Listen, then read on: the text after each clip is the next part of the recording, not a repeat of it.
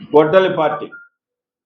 గొడ్డలి పార్టీ అన్నందుకు ఎక్కడ లేని ఉలిక్కిపాటు వస్తుంది. గొడ్డలి పార్టీ అంటే ఒళ్ళంతా వణుకు పుడతా ఉంది. ఏమంత భయము? గొడ్డలి పార్టీ అంటే ఎందుకు అంత భయము? ఎందుకు మీరంతా వణికిపోతా ఉన్నారు? ఎవరన్నారు గొడ్డలి పార్టీ? ఎవరన్నారు గొడ్డలి పార్టీ? ఆ రోజు మీ జగన్మోహన్ రెడ్డికి ముఖ్యమంత్రి కావాలని వేల కిలోమీటర్లు పాదయాత్ర చేసి వారి అన్న ముఖ్యమంత్రి కావాలని ఎండా వాన లేకుండా కష్టపడి పాదయాత్ర చేసిన మీ చెల్లి రాజశేఖర రెడ్డి బిడ్డ షర్మిలమ్మ అన్నది గొడ్డల పార్టీ అని. ఎందుకన్నది గొడ్డల పార్టీ అని? సొంత బాబాయిని చంపించినందుకు మీ చెల్లి రాజశేఖర రెడ్డి బిడ్డ షర్మిలమ్మ అన్నది గొడ్డల పార్టీని. దానికి చెప్పండి సమాధానం. దాని గురించి మాట్లాడండి.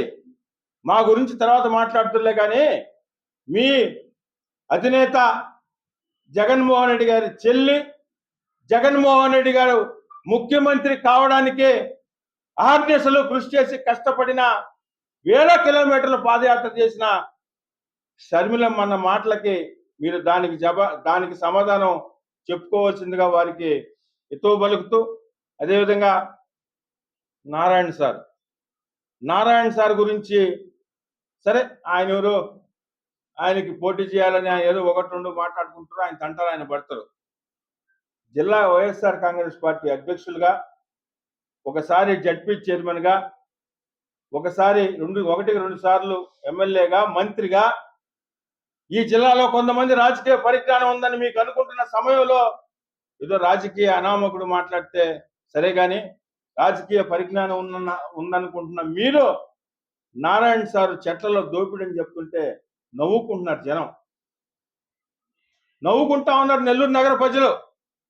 నారాయణ సారు చెట్లలో దోచే అవసరమా? ఈ జిల్లాలో కానీ రాష్ట్రంలో కానీ గౌరవ మంత్రివర్యులు నారాయణ సార్ స్థాయి ఏంటి? నారాయణ సార్ జరుపుతున్న విద్యా సంస్థలు ఏంటి? నారాయణ సార్ సొసైటీకి చేస్తున్న సేవలేంటి?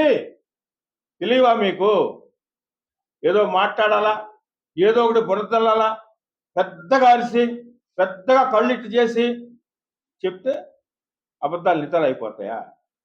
ఈ విధంగా అబద్ధాలు చెప్పి పెద్దగా అరిసి అబద్ధాలు నిజాలు కావాలని ప్రయాసపడి 2024 ముందు ఇదే విధంగా మీరు మాట్లాడుతుంటే గుండు సున్నా ఇచ్చారు జిల్లా ప్రజలు. ఇలాంటి భాష మాట్లాడుతుంటేనే, ఇంత పెద్దగా అరుస్తుంటేనే జిల్లా ప్రజలు ఎప్పుడూ లేని విధంగా, చరిత్రలో లేని విధంగా గుండు సున్నా ఇచ్చారు మీకు రాబోయేది కూడా మళ్ళా గుండు సున్నానే. ఈ జిల్లాలో తెలుగుదేశం పార్టీ అత్యంత బలంగా ఉంది. రాబో 2029లో కూడా తెలుగుదేశం పార్టీ 10కి 10 స్థానాలు, మొన్న తప్పిపోయిన తిరుపతి పార్లమెంట్తో సహా అన్ని గెలవబోతున్నాం. రాజకీయాల గురించో ఎలక్షన్స్ గురించో మహానాడులు ఉండవు. మహానాడు అనేది ప్రతి సంవత్సరం కూడా స్వర్గీయ తెలుగుదేశం పార్టీ వ్యవస్థాపకులు నందమూరి తారక రామారావు పుట్టినరోజు సందర్భంగా తెలుగుదేశం పార్టీలో మనం ఏం చేస్తున్నాం, ఏం చేయాలి, ప్రభుత్వంలో ఉన్నప్పుడు ప్రజలకు ఎంత మేలు చేయాలి, ప్రతిపక్షంలో ఉన్నప్పుడు ప్రజల తరపున ఎలా పోరాడాలి అనేది ఇంట్లో కూర్చొని మీలాగా ఏసీ రూమ్లో కూర్చొని నిర్ణయాలు కాదు. పార్టీ ప్రతినిధులు సుమారు 15,000 మంది పార్టీ ప్రతినిధుల సమక్షంలో, పాలిట్ బ్యూరో సభ్యులతో, సీనియర్ నాయకులతో అందరితో కూడా అన్ని చర్చించి ఏదన్నా చిన్న లోటుపాట్లుంటే సవరించుకొని ప్రజలకు ఇంకెంతవరకు మేలు చేయాలనే దానికే మహానాడు పెట్టుకున్నాం.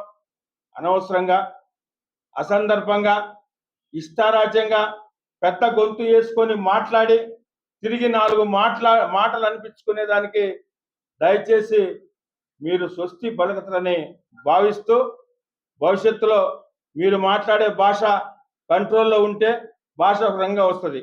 తిరిగి మీరు మాట్లాడిన భాషను మీకు ఇస్తే తట్టుకునే పరిస్థితి కూడా ఉండాలని, మీరు ఆ విధంగా మారుతారని, రాజకీయంగా ఏదన్నా ఉంటే సలహాలు, ఏదన్నా ప్రభుత్వంలో ఏదైనా లోటుపాట్లు ఉంటే సలహాలు సూచనలు ఇవ్వాలి తప్పితే వ్యక్తిగతంగా అబ్బా కొడుకులు ఇష్టం వచ్చినట్టు మాట్లాడితే, తిరిగి అదే భాష మాట్లాడితే మీ నాయకుడిని మీరు మాట్లాడించాలన్న కోరికుంటే మా నాయకుడిని ఆ విధంగా మీరు మాట్లాడతారు. ఇదొక్కటి దయచేసి గుర్తుపెట్టుకోండి.